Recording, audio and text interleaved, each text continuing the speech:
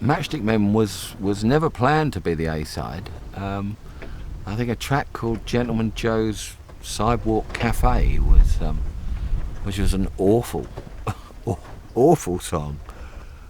And it's amazing if you think back, if that had been the A-side, we probably wouldn't be sitting here having this chat now. In fact, we definitely wouldn't. But I think that went on to the B-side. Quirky, I guess, but all of a sudden, you know, John Schroeder, thank God, saw the potential in Matchstick Men. And I remember Alan Florence, the engineer, suggested, you know, let's put this phasing on. And as I remember it, again, it's a long time ago now, there was this like wheel on the wall, like Dan Dare, you know, like Flash Gordon. And you kind of phased it, you know. Let me have a go at that, you know. And Matchstick Men were phasing on it and phasing on the keyboards. I don't think anybody had ever done that. And frame with the wah-wah pedal. And I mean, it just made for this fantastic little record that was just different, lyrically fantastic, melodically, you know, really good. Everything about it. And the title, perfect for the time. Pictures of Matchstick Men, far out, you know. Cellophane sky, whatever it was, you know. It was amazing.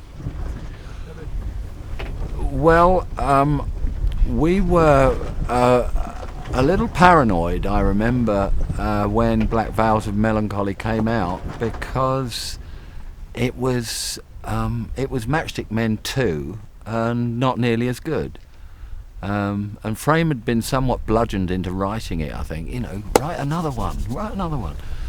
And of course, you know, when you're under orders to do things like that and it's not spontaneous, I don't think it's going to happen. Well, it certainly didn't with us, anyway. And Black Veils was a miserable failure because everybody said, and you know, it was so like Matchstick Men. And of course, we're then thinking to ourselves, God, what's going to happen now? You know, we were paranoid about being one-hit wonders. We were paranoid about it. And then Ice in the Sun popped up. Marty Wilde. And Marty Wilde and Ronnie Scott wrote it. I hope I'm right there. And we got hold of the song and of course took it into the studio. And by the way, I mean, going back to what I was saying, again, I'm in another world now because I'm actually in the studio making this record. I'm doing it now, and you can only try and imagine how this was making me feel. You know, this was proper. I was making records. I was becoming a pop star. And Ice in the Sun, brilliant little song. Why us? I don't know, but I suppose John Schroeder secured it with Marty and Ronnie, and the amazing thing about it is I always remember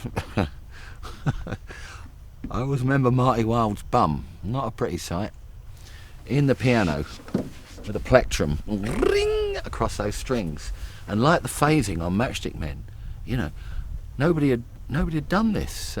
Nobody had done this thing, plectrum across the string, ring, like Ice in the Sun, brilliant. And there it was, straight up back in the charts again. Wonderful. And I don't know what came after that. You'll have to nudge me.